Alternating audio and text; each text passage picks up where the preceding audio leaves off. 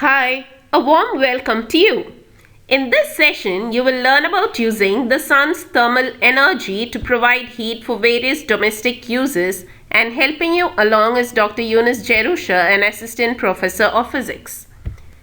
The outline of this talk would be an overview on the solar water heater, the various types of solar water heaters which are available, the components which are present in them, and we're going to see in particular about solar collectors, the operation of a solar water heater, the various merits and demerits of them, and important frequently asked questions.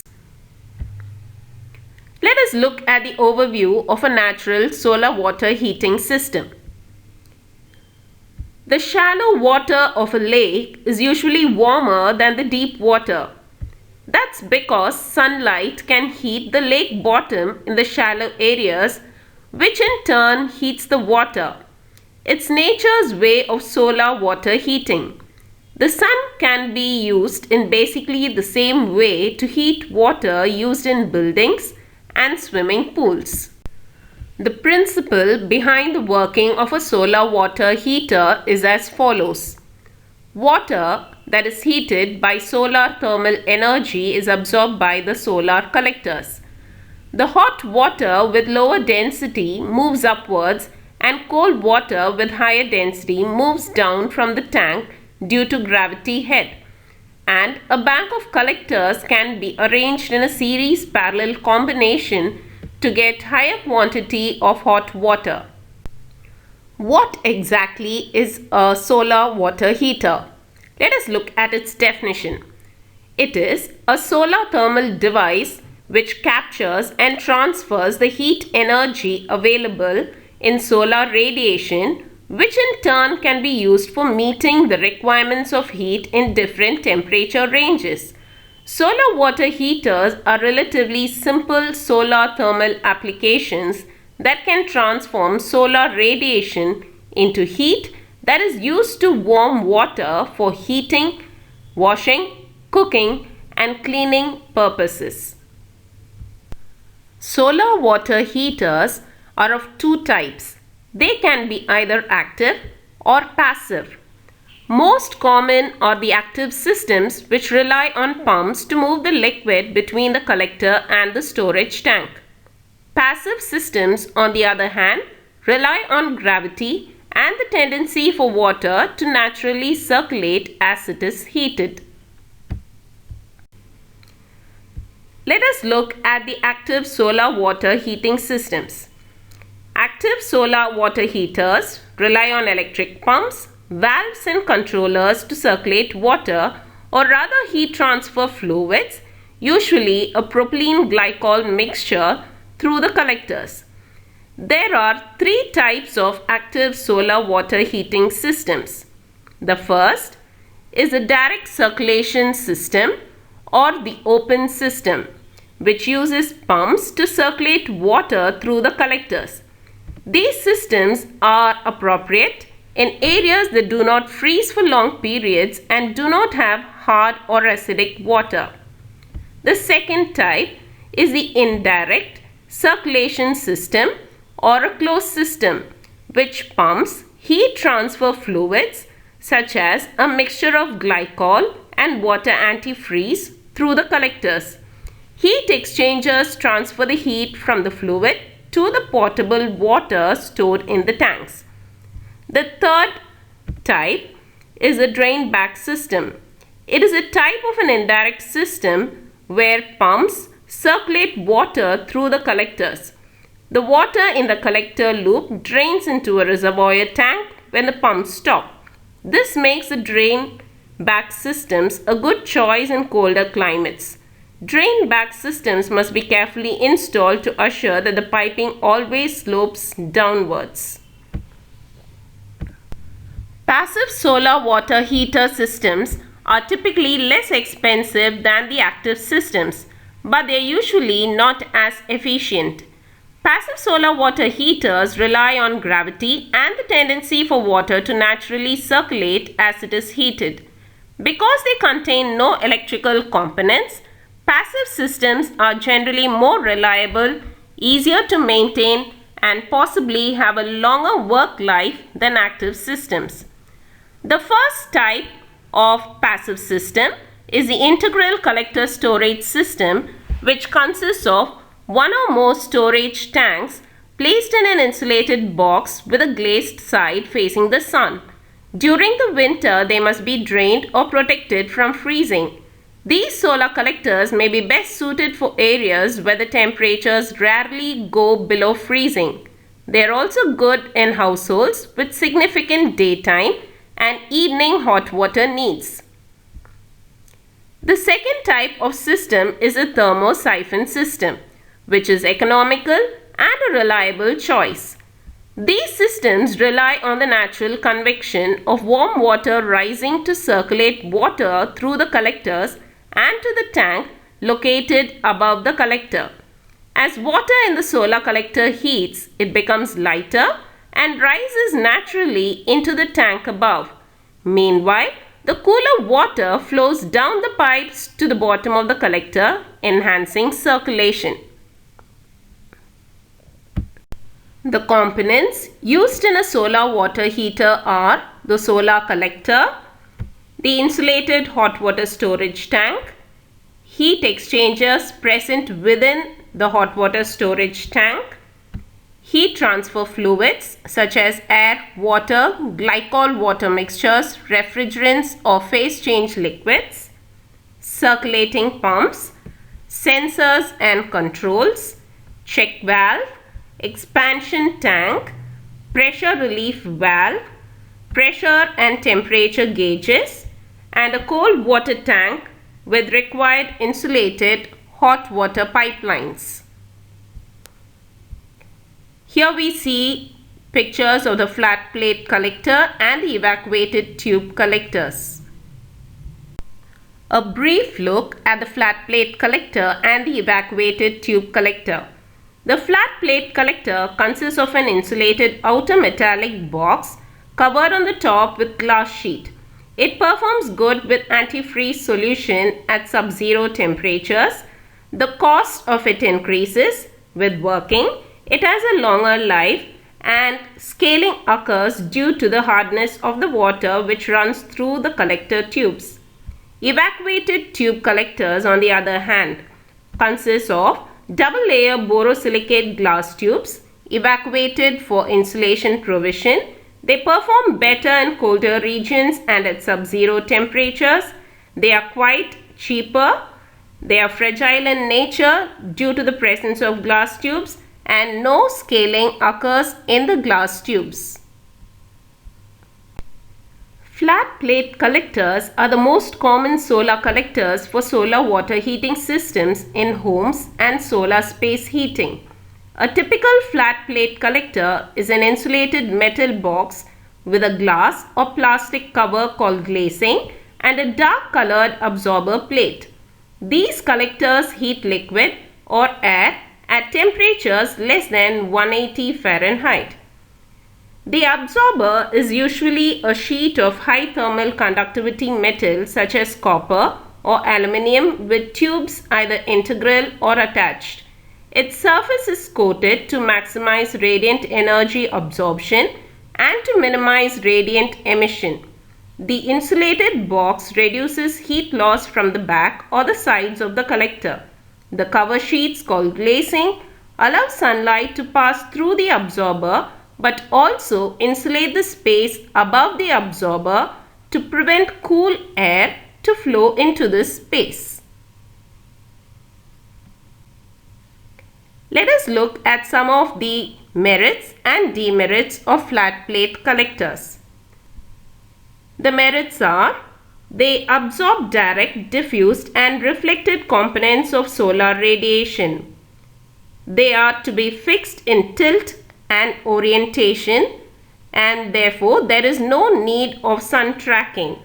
It is easy to manufacture and low in cost, low maintenance cost and long life, and it has a comparatively higher efficiency compared to the evacuated tube collector. Some of the demerits are: It has a high initial installation cost. The mounting area is large. Efficiency varies based on weather, and constant energy harnessing is impossible. The evacuated tube collector consists of a number of rows of parallel, cylindrical, transparent glass tubes connected to a header pipe. Therefore, the angle of the sunlight is always perpendicular to the heat absorbing tubes, which enables these collectors to perform well even when sunlight is low, such as when it is early in the morning or late in the afternoon, or even when shaded by clouds, and particularly useful in areas with cold, cloudy, wintry weathers. Evacuated tube collectors do not heat the water directly within the tubes. Instead, air is removed or evacuated from the space between the two tubes, forming a vacuum, hence the name evacuated tubes. This vacuum acts as an insulator, reducing any heat loss significantly to the surrounding atmosphere, either through convection or radiation, making the collector much more efficient than the internal insulating that the flat plate collectors have to offer. With the assistance of this vacuum, evacuated tube collectors generally produce higher fluid temperatures than their flat plate counterparts, so they may become very hot in summer. Inside each glass tube, a flat or curved aluminium or copper fin is attached to the metal heat pipe running through the inner tube. The fin is covered with a selective coating that transfers heat to the fluid that is circulating through the pipe. This sealed copper heat pipe transfers the solar heat via convection of its internal heat transfer fluid to a hot bulb that indirectly heats a copper manifold within the header tank. These copper pipes are all connected to a common manifold, which is then connected to a storage tank, thus heating the hot water during the day. The hot water can then be used at night or the next day due to the insulating properties of the tank. The insulation properties of the vacuum are so good that while the inner tube may be as high as 150 degrees Celsius, the outer tube is still cooler to touch. Now for some merits and demerits of evacuated tube collectors.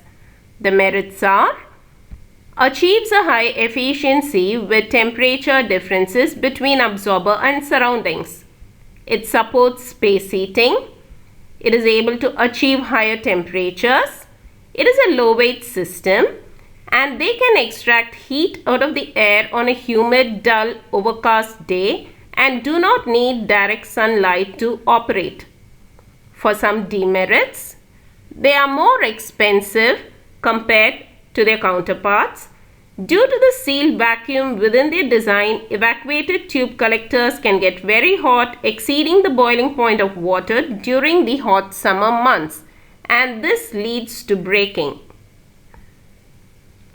It cannot be mounted horizontally and must have a slope of 25 degrees Celsius for maximum efficiency to be achieved. A question might arise as to how a solar water heater works with the various components which we had just seen. A solar water heating system works in conjunction with or without an existing water heater or boiler to essentially preheat water before it enters the existing storage tank.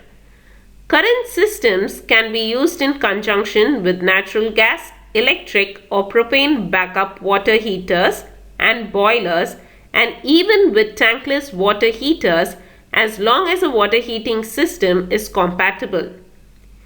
Inside a solar water heater, the various components which prominently work are as follows. Solar collectors, typically mounted on the roof, absorb and retain the sun's thermal energy. A heat transfer fluid pump circulates a heat transfer fluid from the solar collectors through a heat exchanger in the solar storage tank. The heat exchanger transfers the sun's thermal energy from the heat transfer fluid to the cold water in the storage water tank. The water gets heated up and being lighter rises in the tank. Also, it remains in the upper part. In this way, all the water present in the storage tank gradually gets heated up. From the upper part of the storage tank, the hot water is supplied to or is transferred either to the water heater or directly to where the hot water is required in the house. Hot water flows to the existing water heater, provides a backup heating when the sun isn't shining or is in unfavorable weather conditions. Let us look at some of the merits of a solar water heater now. Solar water heaters are maintenance free and will last for decades. There are no recurring costs. It has silent operation since there are no moving parts. They do not release offensive smells and do not require any fuel. More solar panels can be easily added in the future when needed. Some demerits are: the initial cost of installing a solar water heater is high. Solar energy is not available round the clock. It cannot be obtained at night time. Available solar energy is diffused and therefore it is required to be focused at one point before using, particularly for thermal conversion. Excess energy cannot be stored in batteries and is therefore wasted. Air pollution and weather can affect the production of hot water, and they need large open space to be more efficient. Some important frequently asked questions which arise are: why should we opt for solar water heating? Solar water heating has the following advantages. It saves electricity and thus money. Non-polluting, safer than electric geysers as they are located on the roof. Can the system be installed somewhere other than on the roof? Yes, the system can be installed on a bracket close to the bathrooms, kitchen, swimming pool, etc. This installation is difficult and leads to extra cost.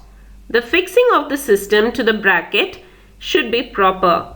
Access to the system for repairs should be ensured. The cost of hot water distribution piping could be reduced in such installations as the system will be close to the use point. What would happen if water supply is irregular? In case cold water is not available continuously, a separate cold water tank may have to be installed at least equal in capacity to the capacity of the solar water heater system. In case cold water supply is interrupted during the day, the heating of water by the solar water heater system may not be affected significantly. However, hot water cannot be drawn for use till the water supply is restored.